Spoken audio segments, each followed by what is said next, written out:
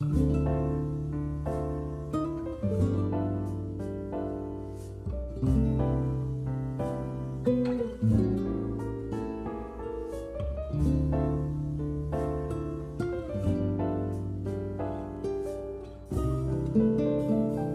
시절로 오세요. 그때 우리가 여기에 있습니다.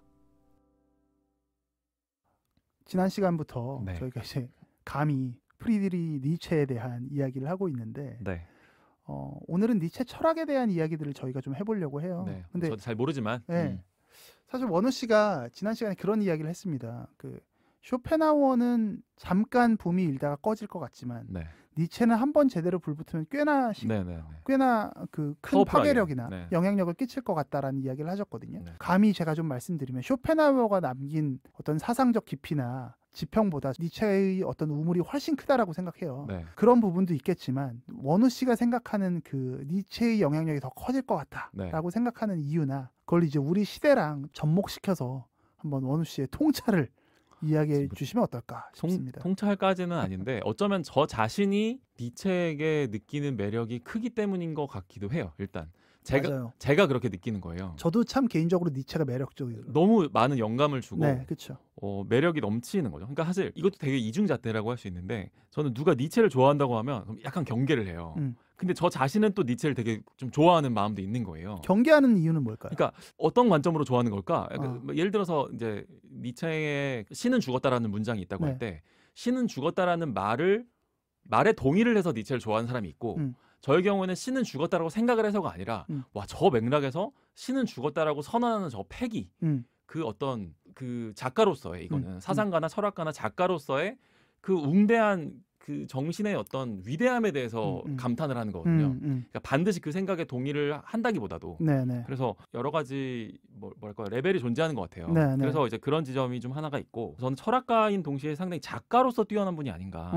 사람의 마음에 불을 지르는 문장을 쓰시는 분이고 저 역시 한때 그의 글을 읽으면서 물론 제대로 이해를 제가 했다고 말할 수는 없어요. 하지만 그럼에도 불구하고 뭐 비극의 탄생이라든지 뭐 짜라테스타라든지 이런 책들을 읽으면서 제 혼자 저 멋대로 막 설렜던 날들이 있었던 거죠. 뭐 한번 사는 인생을 삶을 사랑하고 운명을 사랑하고 자기만의 불을 피우고 너만의 춤을 춰라. 이거 너무 멋있게 들리잖아요. 너무 멋있는 말이죠. 내가 나 자신의 한계를 극복하고 나의 영혼을 새로운 반열에 올려놓을 수만 있다면 그때까지 내가 경험했었던 모든 고통들이 결국에는 너의 자양분이 될 거야 라는 세계관. 이게 참 굉장히 위대한 거거든요. 그렇죠. 이걸 누군가가 어떤 한 사람이 이뤄낼 수만 있다면 혹은 그런 희망을 가질 수만 있다는 것만으로도 저는 의미 있는 일이라고 생각하는데 다만 이제 우리의 이 나이 40대라고 하는 이 나이는 그게 이제 뭐 말처럼 쉽지 않다는 거를 뭐 너무 잘 안다는 점에서도 어떻게 보면 비극적인 건데 뭐 본인이 꼭 원했던 건 아니지만 니체 같은 경우에는 본인 스스로도 삶이 좀 비극적이었던 부분이 있어서 그렇죠. 뭐 마지막에 뭐 말년에는 무국적자로 뭐 살았다든지 뭐 이렇게 뭐 손님처럼 이 세상 한바탕 이렇게 놀다가 간 듯한 그런 느낌이 드는 그 사람의 삶까지를 생각했을 때에도 상당히 영화적인 영감을 주는 사람이라는 점에서 저는 상당히 큰 호기심과 매력을 가지고 있는데 그 호감을 가지고 있는데 다만 이제 신은 죽었다라고 하는 그 문장에서부터 저는 좀 이제 우리의 토론이 시작되는 거라고 생각을 해요. 신은 죽었다라고 하는 그 말이 아마 이진우 교수님도 비슷한 얘기를 하셨을 거라고 생각하는데 이제 뭐 기독교 세계관의 붕괴, 뭐 절대적인 것의 붕괴, 그러면서 이제 상대주의의 세계가 열린 거거든요. 그렇죠. 모든 건 다 생각하기에 나름이야. 이게 뭐 물론 잘 활용하면 상대방의 입장을 잘 이해할 수 있는 뭐 관용의 여지가 넓어지는 게 될 수도 있지만 그게 아니라 이게 조금씩 만약에 정치 문제로 연결되면 사실 선악의 붕괴가 될 수 있는 거거든요. 그냥 착하고 나쁜 거는 근데 누가 권력을 갖는지에 따라 달라지는 거야. 이게 딱 지금 우리나라의 정치 상황이랑 정말 흡사한 거거든요. 그래서 사실 뭐 이게 물론 니체 철학에 대한 뭐 오해에 대해서 얘기할 때 많이 그 적용되는 얘기 중에 하나지만 이제 히틀러의 나치가 니체를 뭐 숭배했다, 인용했다, 뭐 니체에게 영감을 받은 거다. 그게 이제 뭐 전 니체가 나쁜 뜻을 가지고 그런 뭐 철학 세계를 만든 건 아니라고 생각하지만 나치와 히틀러로 풀릴 수 있는 여지는 전 얼마든지 열려 있다고 생각해요. 니체 철학을게 영감을 받았을 때 여러 가지 경로로 갈 수 있지만 그게 나 자신의 인격을 도야하고 나 자신의 삶을 개인 차원에서 한 반열 위로 올려놓는 거라면 모르겠지만 그게 우리의 시대 정신이라는 말이 있잖아요. 우리의 시대로 이거를 투사시킬 때 우리는 니체가 말한 것 같은 마인드로 우리 시대를 만들어야 하고 절대적인 건 아무것도 없으니까 우리가 하기 나름이고 선악은 정해져 있는 것이 아니니 우리가 권력을 가지고 이 세계를 우리가 원하는 방향대로 막 바꿔 나가야 돼 라는 쪽으로 갔을 때는 이게 이제 조금 위험해질 수 있는 거죠. 그러니까 이 부분에 대한 약간 첨언을 하자면 네. 이제 그 니체가 죽고 나서 네. 1900년에 죽고 나서 니체의 글들을 모아서 네. 니체의 여동생이 이제 출간을 했나 그럴 거예요. 그러면서 이제 그리고 니체의 여동생이 그 나치에 좀 약간 부역을 했다라고 보여지죠. 히틀러를 굉장히 숭배하고 그래서 히틀러에게 뭐 알랑방구를 낀 건데 그러면서 어떤 니체의 사상을 니체가 기다리던 초인이 당신이요. 약간 맞아요. 이런 형태로 니체의 여동생이 니체를 팔아먹은 거죠. 그러면서 그러니까 어떤 나치에 인용된 니체라는 어떤 오명이 씌워지기도 했었는데 그런데 원우 씨가 이야기하는 거는 사실 이런 부분이요. 이걸 뭐 오해다라고 할 수 있느냐. 니체의 어떤 철학 부분은 사실 이렇게도 위험하게 해석하면 해석할 수 있는 여지가 얼마든지 있는 거 아니냐. 이 부분을 말씀하시는 것 같고 그 이유는 니체 철학에서 되게 핵심적인 요소 중에 하나가 will to power죠. 이제 뭐 권력의 의지라고 해야 되나? 뭐 힘의 의지. 뭐 약간 그래서 어떤 강한 자가 살아남는다. 이렇게 해석할 수 있는 부분 때문에 조금 이 말씀을 하시는 것 같습니다. 그래서 이게 사실 니체가 독자들을 정말 한껏 일깨우면서 초인의 길로 가자라고 이렇게 손을 내미는 거거든요. 그렇죠. 이게 이런 것들이 우리의 대중문화에도 이미 많이 나와 있고 되게 좋은 작품을 만드는 자양분이 돼요. 사실 우리가 우리 세대는 아니고 우리 삼촌 세대가 즐겨보던 이제 이현세 만화의 세계가 딱 요 세계관이거든요. 까치라든지 웨인 구단이라든지 이런 게 웨인 구단이 딱 그거잖아요. 정말 그 주류가 아닌 애들이 이렇게 뭉쳐가지고 주류 사회를 전복해 본다는 자신의 실력을 가지고 오로지. 강인한 자가 살아남고 다른 사람들한테 의지하지 마. 내가 힘을 길러야 돼. 이거거든요. 이게 이제 근데 민주주의라고 하는 정치 체제랑 연결이 되면 종종 레시피가 엉뚱해지곤 한다는 거죠. 그러니까 내가 초인이 되지 못한다면 초인으로 보이는 사람에게 표를 주면 돼. 라는 거죠. 그래서 아까 니체의 여동생이 히틀러에게 당신이 초인인 거다라고 했던 게 그게 물론 이제 니체를 팔아먹은 건데 오빠를 팔아먹은 건데 그 당시에 히틀러를 초인이라고 생각했었던 사람은 엄청나게 많았던 거예요. 그렇죠. 그래서 비단 히틀러의 여동생이 그 시대를 뭐 다 선동한 건 아닐 거 아니에요. 독일인들이 실제로 그렇게 생각을 하고 있었다. 그래서 그런 방향으로 내가 초인이 되지 못한다면 히틀러라는 초인을 지지함으로써 우리 시대를 위대하게 만들면 되는 거 아니겠냐. 이제 이거인 거죠. 실제로 그리고 히틀러는 그런 시대의 흐름을 이용합니다. 히틀러는 담배도 안 피웠고 술도 안 마셨고 동물을 사랑하는 사람이었어요. 자기는 독일과 결혼했다는 말을 하면서 어떤 여성과도 결혼하지 않거든요. 물론 이제 에바 브라운이라고 하는 이제 애인이 있었지만 죽기 전에 결혼하죠. 죽기 전에 이제 직전에 그냥 하는 거지. 공식적으로는 미혼인 상태로 마지막까지 국가와 결혼했다. 요 마인드였고 실제로 지금으로서는 너무 소름 돋지만 독일의 아이돌이었어요. 그 당시에. 제가 알기로는 그 당시에 실제로 전략적으로 히틀러를 어느 한 여자와 결혼시키지 않은 걸로 제가 알고 있거든요. 그러니까 이미지 관리를 한 거예요. 그래서 그런 방식으로 초인 코스프레를 했던 거죠, 이 사람은. 맞습니다. 그래서 그런 정치인들이 21세기라고 해서 혹은 한국 사회라고 해서 나타나지 말라는 법은 없다라고 하는 게 저의 생각인 거고, 일단 그렇게 생각이 듭니다. 저희가 지난 예능 발굴하면서 더 커뮤니티 맞아요. 이야기하면서 사실은 그 안에 있었던 캐릭터 다크나이트라는 분이 있었죠. 뭐 그분 개인에 대한 그분의 노력에 대해서 저희가 폄훼할 생각은 전혀 없고 다만 다크나이트 같은 분들이 너무 모이고 군집하면 그리고 저 한들이 정화되지 않고 계속 쌓인다면 굉장히 위험하게 흐를 수 있는 거 아니야? 라는 이야기를 좀 했었어요.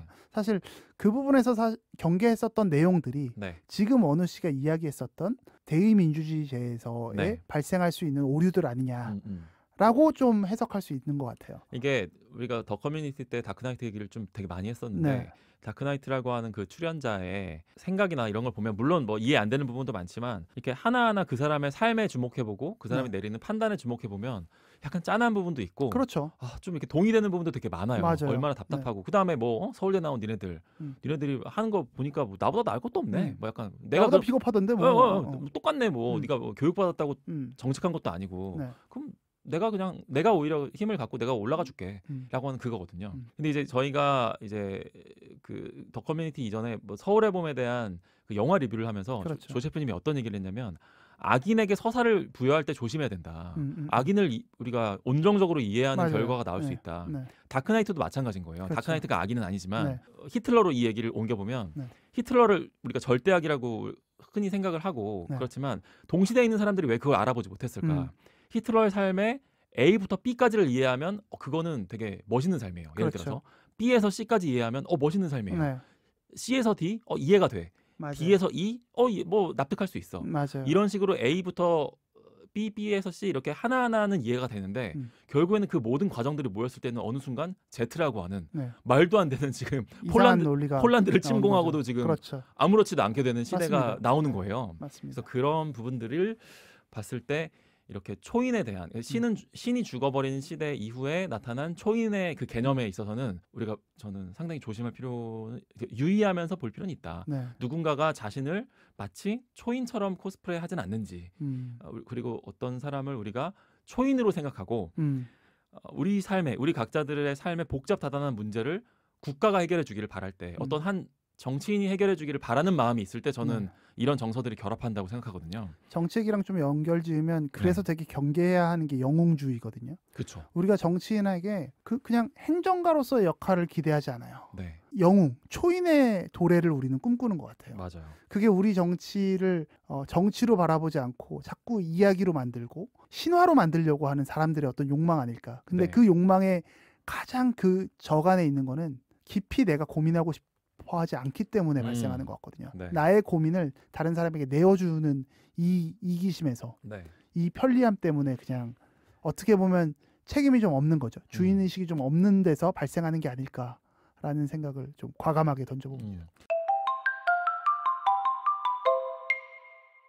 그래서 뭐 니체 자체를 공부하고 그의 글을 읽으며 가슴 뛰는 거는 뭐 이미 우리가 많이 하고 있다고도 볼 수 있는 게 되게 대중문화에 많이 영감을 주는 경우가 많아요.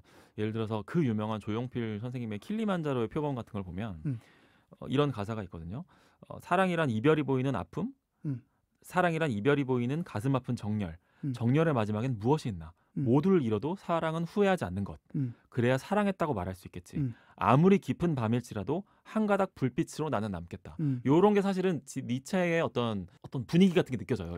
요 가사가 양인자 선생님이 쓰신 이제 가사인데 또 하나 이제 돌아가신 신해철 씨가 작사한 넥스트의 Here I Stand For You 같은 노래도 보면 뭐 등불을 들고 여기 서 있을게. 요게 딱 그 초인의 정말 니체적이죠. 니체적인 그런 그 이미지들이 우리 대중문화에 되게 곳곳에 이렇게 많이 있어요. 맞습니다. 그게 나쁘다는 게 아니라 그만큼 예술가들한테 많은 영감을 주는 그런 아주 멋진 철학자이긴 하다는 거죠. 그리고 실제로 니체가 바라는 어떤 삶의 모습이 예술가입니다. 뭔가 이렇게 자기의 삶을 창조하고 주인이 돼서 살아나가는 것, 그거를 이제 굉장히 가치 있게 보기 때문에 예술가들에게 많이 그 영감을 줄 수밖에 없는 그런 철학자이죠. 근데 이제 우리가 정치 문제가 다른 뭐 경제 문제랑도 다르고 예술 문제, 뭐 대중문화의 문제와도 다른 게 이제 권력을 다루는 문제이다 보니까 정치 문제는 정말 민감해질 수밖에 없는 건데 우리가 근데 정치 문제를 볼 때 뭐 별다르게 우리가 정치 문제만 따로 어떤 스케이프로 보는 게 아니거든요. 다 똑같이 핸드폰으로 봐요.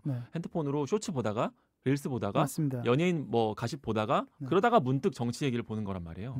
그래서 우리가 그걸 동일 선상에 놓는 오류를 종종 범하게 되고 마치 중요한 얘기입니다. 마치 아이돌을 우리가 지지하듯이 아이돌의 어떤 팬덤에 가입하듯이 어떤 한 정치인을 지지하고 혹은 배척하는 경우들이 지금 사실은 그게 우리의 정치예요. 지금 우리나라. 뭐 2002년에 히딩크를 대통령으로가 사실 희화화된 모습이죠. 그렇죠. 그래서 아니 이럴 거면 유재석을 대통령으로 뽑아 뭐 이런 자조가 나올 수밖에 없는 이유가 뭐 거기에 있는 거고 뭐 사실은 전 윤석열을 보수의 진영에서 대통령으로 뽑은 것도 전 유사한 맞습니다. 거라고 저는 솔직히 말하면 그런 생각도 좀 들어요. 저 사람을 데리고 오면 상대편 진영이 일단 제일 싫어하겠지. 그래 제일 곤혹스러워하겠지. 따라서 그 곤혹스러움이 우리의 동력이 되는 거예요. 그렇죠.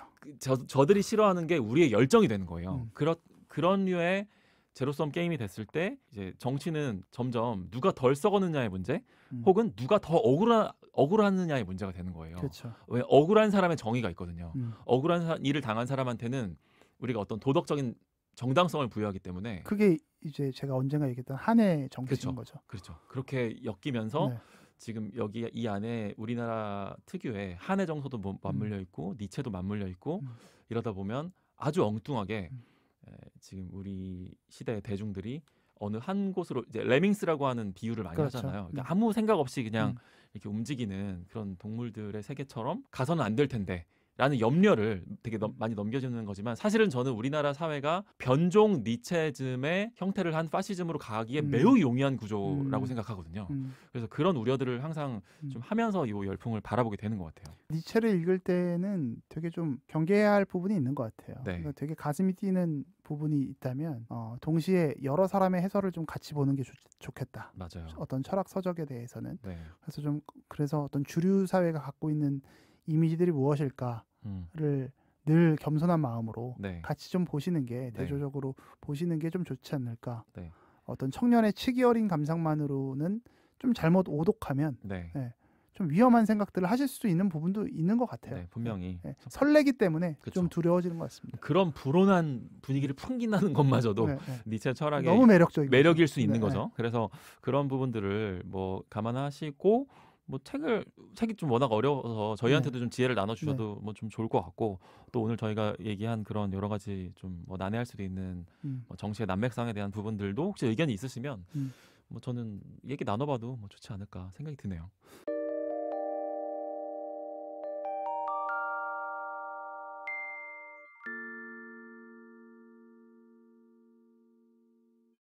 저는 개인적으로는 이제 지난 시간에 얘기했나요? 니체가 허무주의를 말하면서 다음 세기나 다다음 세기에 허무주의가 훨씬 득세할 거다. 이런 이야기를 했다고 했는데 정말 그런 것 같거든요.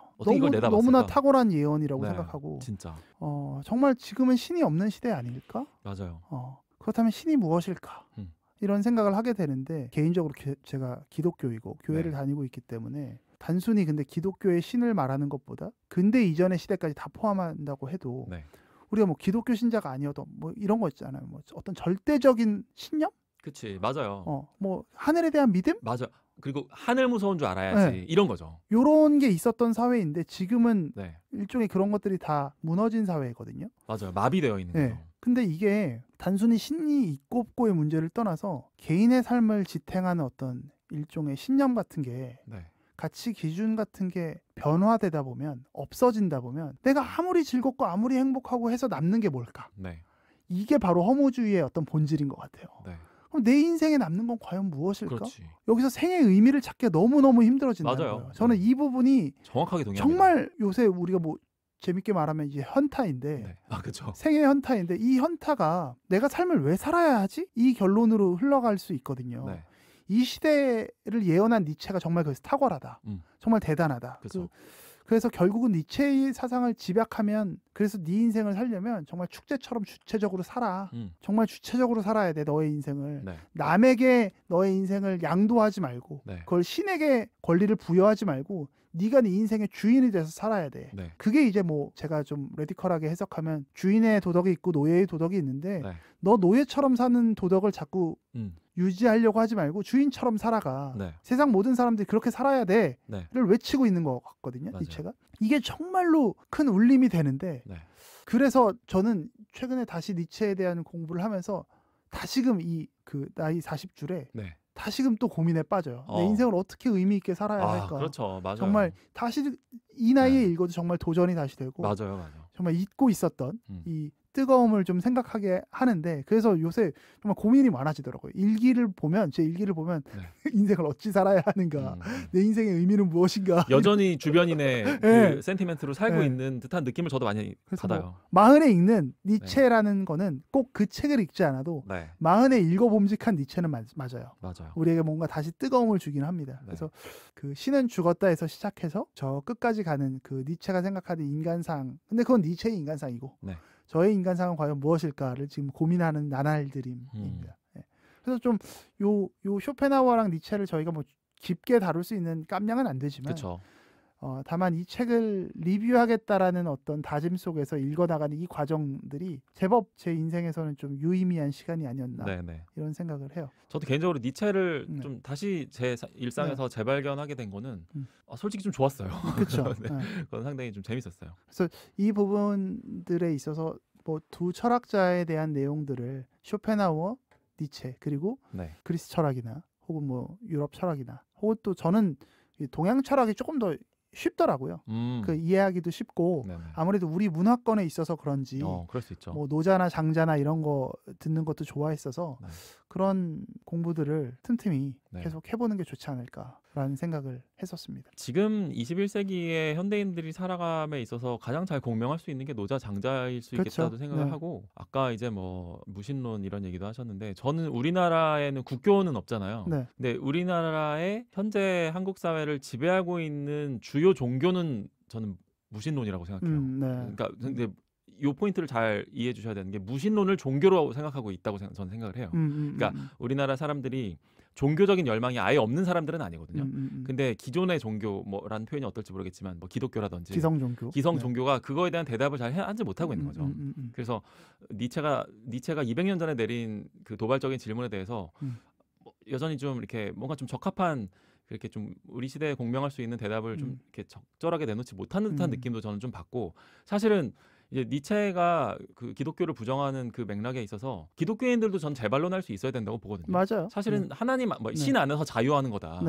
주체성을 가지고 살아가는 거지 왜 우리 니네 마음대로, 그러니까 죄인인 것과 노예인 것은 다르다라고 이제 사실은 또 그렇게 뭐 하시는 분들도 계시겠지만 그 목소리가 잘 들리지 않는 것 같아요. 그래서 기독교 혹은 기성 종교는 그냥 좀 부패해버린 그냥 과거의 뭐 그런 어떤 집단처럼 되어버려서 지금은 별로 영향력을 얻고 있지 못하는 틈 사이에 그 무신론이 득세를 하고, 아까 얘기하신 게 너무 정확한 게, 이제 하늘 무서운 줄 알아야지라는 관념이 없어진 거예요. 제가 이 방송하면서 정말 여러 번 인용하는 그 10년 전의 설문조사, 1억을 준다면 10억을 준다면 1년 동안 감옥에 갈 건데 갈래? 네, 가겠습니다 라고 대답했었던 중고등학생들이 지금 20대가 돼서 최근에 나온 뉴스로 업데이트를 해드리면, 우리나라의 이제 사기 범죄가 엄청나게 많이 증가하고 있고 절대량도 많이 증가하고 있는데, 그 가해자 연령대 1위가 20대라는 거예요. 지금 우리나라 사회가 정말 심각한 병폐로 저는 가고 있다고 생각하거든요. 20대들이 사기꾼이 되고 있는 거예요.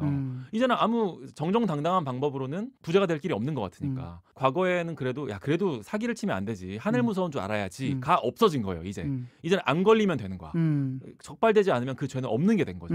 그래서 그렇게 생각하는 방식으로 와버린 이 시대의 허물을 사실은 니체가 짚어놓은 게 아닌가라는 생각을 하면 진짜 소름 돋는 거죠. 엄청난 예언을 한 거죠. 요새는 그 허무주의를 어떻게 타파해야 하나, 내 인생의 주인공이 어떻게 되어야 하나, 또 더불어 저는 아까 말씀드린 것처럼 제 개인적인 종교 신념이 있기 때문에 이 부분을 어떻게 답해야 하나, 아까 원우 씨가 말씀하셨던 그거에 대한 고민들이 제 삶의 실제적인 제 현실의 고민과 함께 같이 좀 균등하게 나뉘어서 저를 또 고민하게 하고 있는데, 이 고민은 사실 좀 즐겁습니다. 좋네요. 이 고민을 좀 하면서 사는 게 답을 내릴 수 있다는 자신보다 살아있음을 느끼게 하는 게 아닐까라는 생각을 그 표현 좀 좋은데요. 해요. 공감이 가네요. 여러분들 모두 살아있음을 느끼면서, 우리가 생생하게 생을 느끼면서 여러분의 고민과 우리의 고민을 같이 나눌 수 있는 호흡 시절이 됐으면 좋겠습니다. 좋습니다. 마무리가 너무 좋은데요. 다음 시간에 다시 올게요. 감사합니다.